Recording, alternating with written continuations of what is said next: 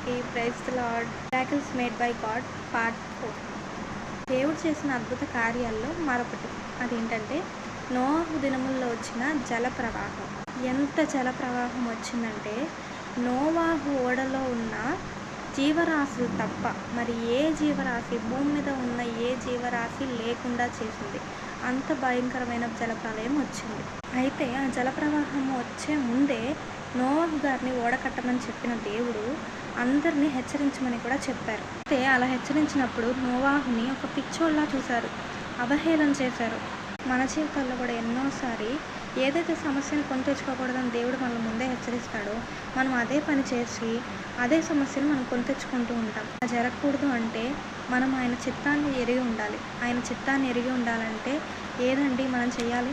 ప్రార్థన చేయాలి. ప్రార్థన చేసి ఆయన చిత్తం ఏంటో మనం తెలుసుకోవాలి. ప్రార్థన చేసి ఆయనకు మనం ఇష్టలుగా ఉండాలి. విశ్వాసం కలిగి ఉండాలి. విశ్వాసం లేకుండా దేవునికి ఇష్టడై ఉండటం అసాధ్యం అంట. ఇలా జరగకూడదంటే దేవుని దగ్గరికి మనం వెళ్ళి, దేవా ఇది నీ చిత్తమేనా? నీ ఇష్టానుసారంగానే నేను ప్రవర్తిస్తున్నానా? నీ ఇష్టానుసారంగా నేను వెళ్తున్నానా? లేక నీ చిత్తానికి నేను వ్యతిరేకంగా చేస్తున్నానా? నీ ఇష్టం కాకుండా నేను వ్యతిరేకంగా చేస్తున్నానా? నా ఇష్టానుసారంగా నేను వెళ్తున్నానా? లేదయ్యా, నా జీవితం నాది కాదు తండ్రి, నేను నీ చేతులకి అప్పగిస్తున్నాను అని నీకు చెప్పగలిగినప్పుడు అప్పుడు ఆయన నీ జీవితాన్ని ఎంతో అద్భుతంగా రూపుదిద్దుతాడు.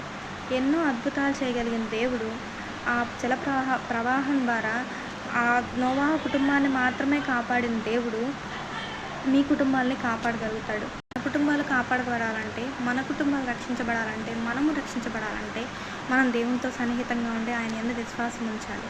విశ్వాసం ఉంచిన వాడు ఎన్నటికీ సిగ్గుపడండి. దేవుడి యందు విశ్వాసం ఉంచిన వాడు ఎన్నటికీ సిగ్గుపరచబడడు. ఆయన యందు విశ్వాసం కలిగి ఉండండి. మిమ్మల్ని రక్షిస్తాడు, మీ కుటుంబాన్ని రక్షిస్తాడు. ఆత్మీయంగా ఎదుగుతారు, ఆత్మీయ అభివృద్ధి చెందుతారు, అలాగే ఆర్థికంగా కూడా అభివృద్ధి చెందుతారు. Praise the Lord. May God bless you.